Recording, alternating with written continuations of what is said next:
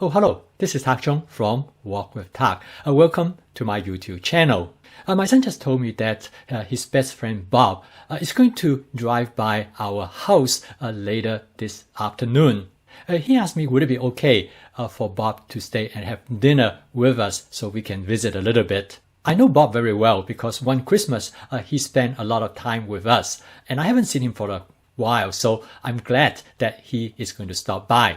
Having him to stay for dinner is a great idea, but one thing goes through my mind right away is that he is a picky eater and he doesn't like vegetables. However, I remember when I was a young child, there's a dish that I really enjoy, and this is a dish that parents always use to introduce vegetables to their children. I know Bob likes chicken, so I'm going to make this dish to include chicken, and I call this chicken vegetable medley with a gravy. The gravy is the signature of this dish because it mixes very well with the rice. Another important characteristic of this dish is the vegetables are all cut into small pieces so they all blend together.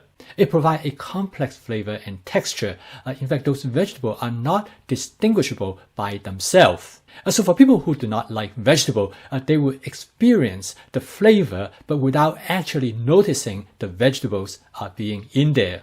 About 30 minutes before Bob is scheduled to arrive, I enter into the kitchen.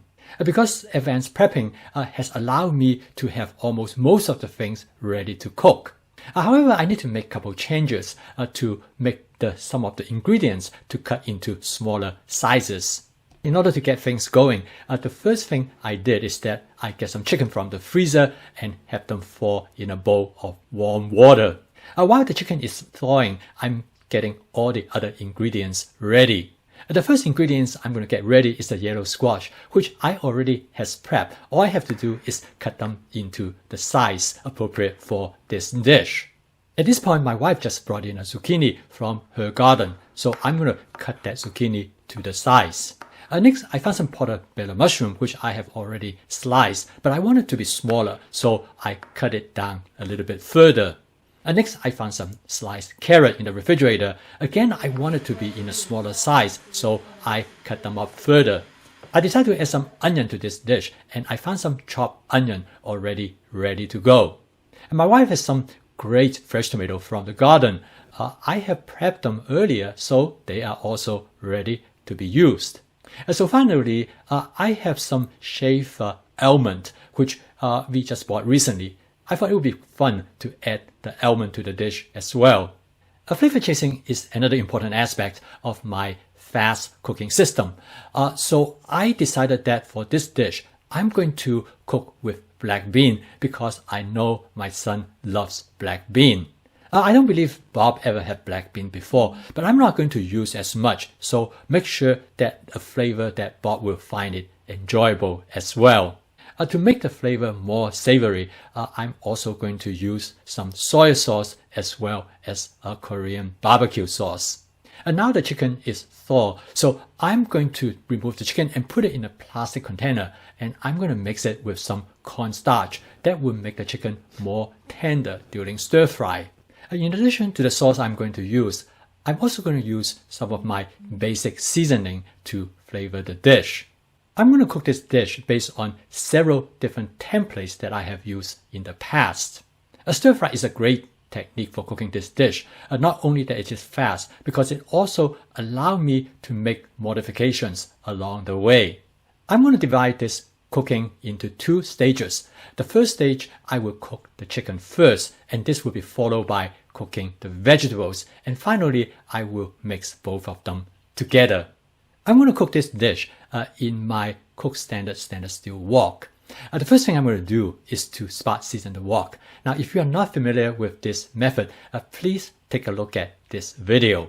After the wok has been spot seasoned, I leave the stove setting at high. I add the chicken to it. As you can see, the chicken cooked almost right away.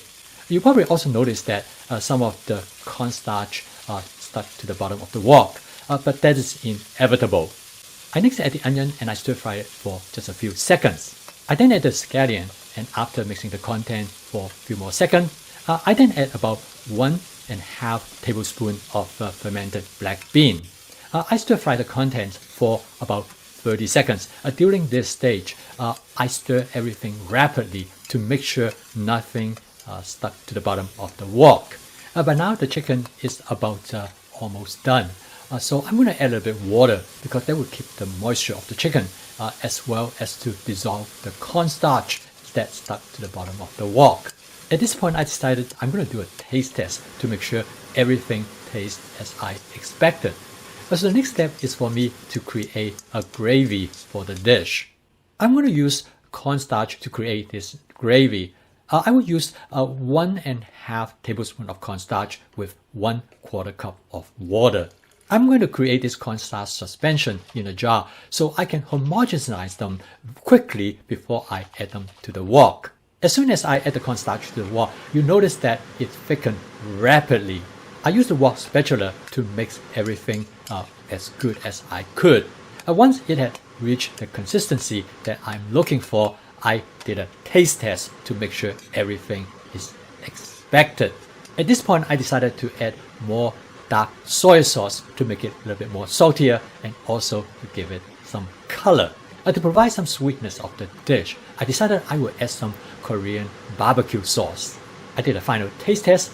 Everything tastes good to me. So I removed the wok from the stove and set this aside. Next, I'm ready to cook the vegetable. I put the wok back on the stove and I add 2 tablespoons of canola oil. After the oil has been heated up, I add half cup of chopped onion. I add the carrots. After a few quick mix, I add more black beans. I do not add too much. I just want to add enough black beans to give flavor to the vegetables. After mixing the black beans with the content briefly, I next add the zucchini and yellow squash to the wok. I want to make sure that I stir fry everything so that all the ingredients are covered with oil because this is the way of how flavor molecules will be generated due to the hot oil. Once all the contents give a glistening appearance, it is ready to be steamed. I used a water squeeze bottle to add water to the wok. This is much easier to dispense water. I then add the chopped mushroom to the wok. I add the mushroom last because I do not want to overcook the mushroom because I like the mushroom to retain their texture and flavor without overcooking them. At this point, I add more water to the wok. First is to dissolve anything that might have stuck to the bottom of the wok and also to give more moisture. I use the wok spatula as a scraper to detach anything that might have stuck to the bottom of the wok. Next, I add my basic seasoning mix that will enhance the natural flavor of the vegetables. If you want to know more about this seasoning mix, you can take a look at this video. Next, I did a taste test to make sure everything tastes good to me. Okay, we are now almost to the end of cooking this dish. I add the tomato last because I want the tomato to stay fresh. This followed by the addition of the shaved almonds. So finally, I mixed the chicken that I cooked earlier together with the contents in the wok.